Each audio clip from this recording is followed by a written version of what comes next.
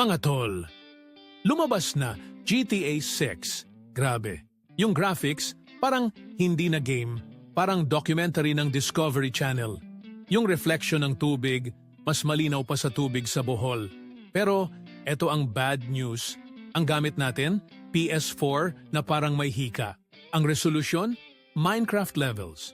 Kung gusto natin ma-experience ito ng buo, kailangan natin ng bagong CPU, processor, and top-of-the-top video card, 4K TV, SSD, bagong controller, headset, at baka isang kidney. Teka lang. Gusto nyo mag-upgrade? Okay, compute tayo. PS5, 35,000 pesos. TV, 30,000 piso. SSD controller, headset, 15,000 piso. Snacks? Siyempre kailangan yon. 105,000 piso lahat-lahat. At wala pa tayong electricity. Alam nyo magkano lang laman ng GCash ko ngayon? 17 pesos at 5 centavos. Ha. 105,000 piso daw?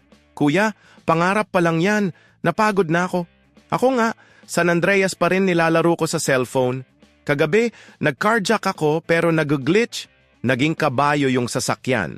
Wala tayong budget. Pero may panglechon kayo sa graphics? Tsaka FYI, hindi ko ibebenta sapatos ko ah. May butas man yan, pero designer yan. Limited edition Air Butas 1. Malamig sa paa, presko.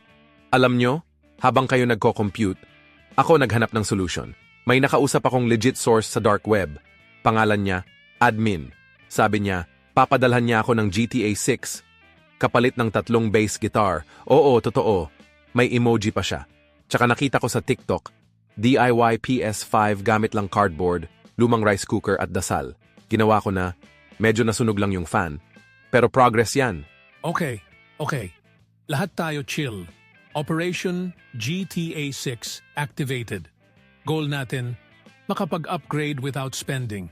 David, ikaw finance department. M, in charge sa snacks and moral support. Neil, ikaw, huwag mo nang hawakan yung rice cooker, please. Pero kahit may PS5 na tayo, paano yung games?